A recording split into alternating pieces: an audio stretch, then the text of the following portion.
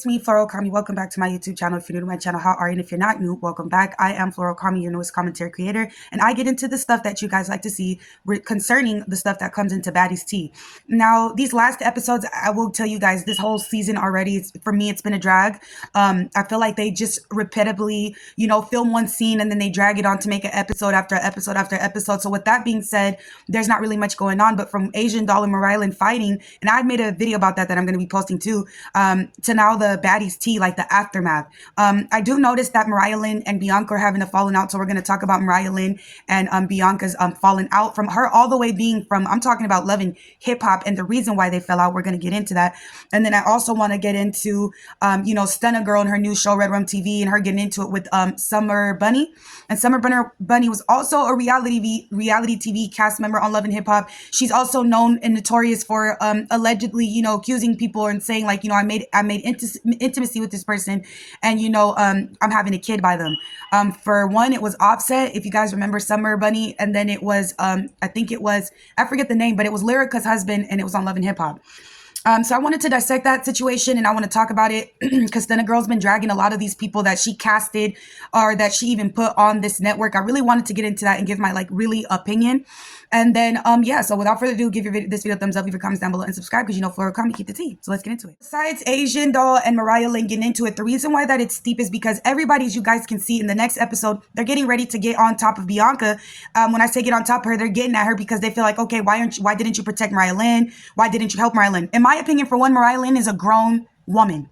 That is a grown woman. She is older than Bianca, I think. And on top of that, in general, that's a grown woman. She's been on Love and Hip Hop for like a long time, and she got it. And on top of that, she told Bianca, I don't need your help to help me get into this. I want to do that, right? Now, if you guys think about Bianca and Mariahlynn, the reason why they fell out, they were both on Love and Hip Hop. And if you guys remember the storyline, Bianca had this terrible storyline where it was taking another girl's man. The person that she was talking to and messing around with at the time was a guy named Drewski. He was a producer. And Mariahlynn actually ended up having to sit down and have a meeting with the girlfriend of Drewski because I guess they were filming some type of music video or some type of song, and they wanted Mariahlynn to rap. So this is the storyline because you could tell it's a storyline. When they're talking, she's, the girlfriend of Drewski, she starts telling Mariahlynn about this girl that's coming and been messing around with her man and is trying to mess with her relationship. Long story short, the girl is Bianca. Mariahlynn acts surprised. And from there, Bianca just keeps messing around with Drewski and getting into it with the girlfriend. You could tell the storyline a couple of times, like when they were supposed to get into fights and stuff. But anyway, Mariahlynn looks like the bad guy because she goes and tells Drewski's girl, like, look, Bianca, my homegirl, she planning to meet up with your man at a hotel. And I will give Mariahlynn this. I totally, completely forgot that she did that. And you can't be mad at somebody like that. That means that she has... in essence, she has a genuine character. And if I'm not mistaken, she's a Cancer. And Cancers are very emotional and they feel shit deeply. And I kind of F with Cancers for that reason because they're able to kind of understand the other person's perspective. Even though she's messed around with other people's boyfriends too, you could tell that the girl, Drewski's girlfriend, she didn't do nothing to really deserve that. So Mariahlynn was like, yeah, it's my homegirl. So long story short, Cardi B is in that season, in that episode, and she's over here grabbing Mariahlynn and Bianca because she tells Bianca that it was Mariahlynn that went back and told Drewski's girl, like, it's Bianca that's been messing with your dude. So long story short, that's why the freak they fell out. Mariahlynn is upset because she said that had her looking crazy for years, like she's a bad friend or something. She said that whole storyline was fake. Bianca even said the storyline was fake, so they have something in common. And she said she only did that because Drewski's girl kept calling her the B word. Because there was some scenes where she was in her lingerie and met up with Drewski in the hotel, but the girl pulled up in time. Because Love and Hip Hop can be grimy. So that's their falling out. And that's the backstory with that. But I don't agree. I don't think that Bianca should have to stand up for her, especially when Mariahlynn told her no.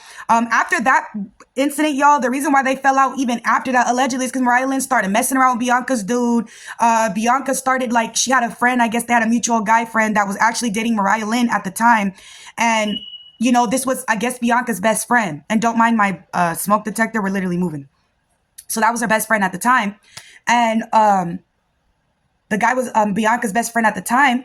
And I guess this dude was blatantly just cheating on Mariahlynn. And Bianca was like, look, I don't care what you do. Just don't do it in front of me. And I kind of think that's two-faced. That's kind of grimy because it's like, if that's your best friend, if that's your sister, if you chose to deal with this girl again, despite your falling out, that's on you. So I think it was very cold-hearted to just, a guy is cheating and stuff like that on your best friend and you're just not saying anything. But then I also understand the not wanting to get involved, but still that's your best friend. That's why they fell out. So, and then Bianca even exposed text messages of Mariahlynn telling her, look, the Sapphire girl, they over here jumping on me and stuff, because it was weird what they ended up doing to Mariahlynn, if we're going to keep it a beam. It was really weird how they jumped on her at first. They was like, we got you, we're going to help you get your chain. They was like, you better get your chain. They was all on top of her, so I could understand why. The fight with Sukiyana and freaking Sapphire to Mariahlynn wasn't even fair like that. I still don't like how Mariahlynn called Sapphire King Kong. But anyway, that's their beef with that. Into the Stunna Girl, okay? If you guys remember, again, Summerɓunni was this girl that was allegedly telling everybody that Offset got her pregnant. Then she was messing around with Lyrica's boyfriend on Love and Hip Hop. It was a storyline. She said it was fake. And then you got Stunna Girl, who's a rapper from Sacramento. You know, she's made some features with JT, French Montana. She made her big coming scene, I feel like, on Zeus Network. She had been on a couple of interviews and stuff like that and had a couple of shows, which is cool. But I feel like her name really got established when she came onto Zeus Network, where, you know, people would kind of put eyes onto her, not to doubt the fact that she has good music, right? We're going to put aside the music and the talent from her personality. Now, I will give Stunna Girl this. The girl is talented. She's beautiful. I like that she's married. And I like that, in a sense, she's trying to do what she can to be a boss and a CEO. I completely understand that. Now, how she's going about the theme of the show, this is my disagreements with it. I don't think, her show is called Stunna Girls and it's on Red Rums TV. Stunna Girls. So the girls have to pretty much either look like her, be like her, have the same background as her, like all that. They have to be, like, she wants them to be a representing image of her. My problem with that, for one, I'm a Christian. I'm not going to be anybody's representation at all if it's not Christ, for one. For two, I'm not going to be nobody's replica, baby. When God broke his mold, he made one of one, baby. I'm one of one. He made one of me. I'm not going to come on no show with nobody. Already, off the name and off the expectations of the show, it has ego written all over it. I'm not going to work for nobody that their ego is big like that. I'm not going to work for nobody that wants me to be and look and you know, represent myself like them. I'm just not going to do that. Now, on top of that, given her personality, aside from her talent, her personality is kind of like sour sometimes. It can come off as kind of sour or bitter. I can tell she's a sweetheart, like, to her family and people she care about. Oh, baby, I could tell she's a sweetheart. She's probably a hell of a sweetheart. And again, she's a Cancer too.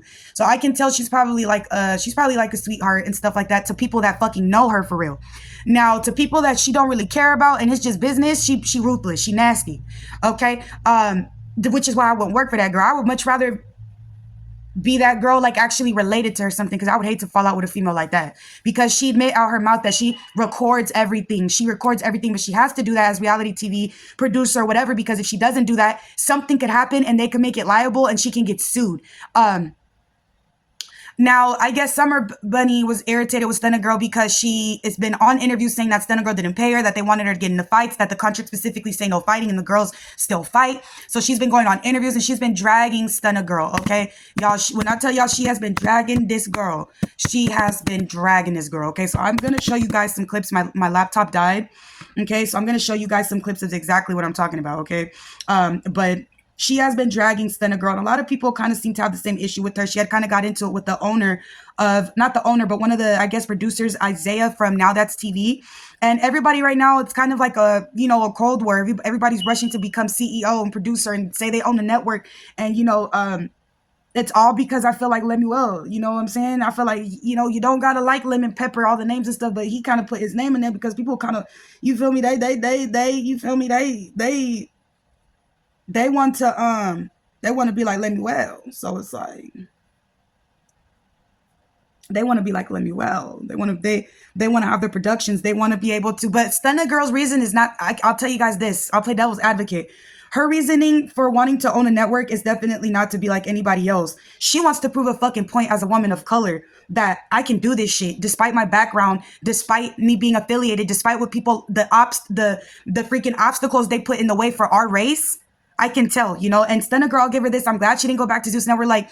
Like the stuff they be doing on there, the colored stuff that they be pulling, the racist stuff they be pulling and stuff like that. And then them putting Happy Juneteenth with Gretchen saying the N-word is like, it's not okay. So I will give her that. I'll give her that she doesn't want to be on there. Okay, so I can't find it, you guys. So what I'm going to do is, to make it really short, is I'm going to just clip it in the description for you guys to see in the description box exactly what I'm talking about. So here's a short thing. So let me ask, because Stunna Girl actually went on her live, or went on her IG and kind of responded to all this and said, hey. I'm going to pause it. So what you guys can do is, we're going to listen to this and I'm going to give it a reaction. There was a contract. You're not supposed to talk about what happens on set. Bitch, okay, my bad, you guys. And by the way, this is Summerɓunni claims Stunna Girl and Love and hip hop need her. Okay, so this is a clip. So let's talk. Let's see her. So let me ask, because Stunna Girl actually went on her live or went on her IG and kind of responded to all this and said, "Hey, there was a contract. You're not supposed to talk about what happens on set." Bitch, have you ever heard of breach of contract? Bitch, you don't pay. You don't do what you do. Bitch, I can do whatever the fuck I want. I'm not a part of that shit. Why won't y'all? When I called them, I said pull my scene. Why won't they pull my scene? You know why? Because I'm that bitch. Y'all gotta have that scene for the views. That's why she keep on saying the first trailer. You know why? Because Summerɓunni's all over that bitch. The dudes were walking around like the trailer gonna be hot. Oh yeah. That bitch got the trailer hot. Pulled my shit. You did not pay me. I can say whatever the fuck. I know laws. Yeah. I got him lawyer. I told her, I said, hit me with your entertainment lawyer. My entertainment lawyer is waiting. There you go. There was no lawyer. Yeah, now you want to talk laws and shit, but you've been. They're gonna use that footage. They're gonna use that footage. I'm pretty sure, but you gotta pay me. So let me ask you, went on her live. Okay, so as you guys can see, that's an interview that she sat down and she's sitting there explaining her situation and stuff like that, you know, showing her pride and her ego. Go ahead.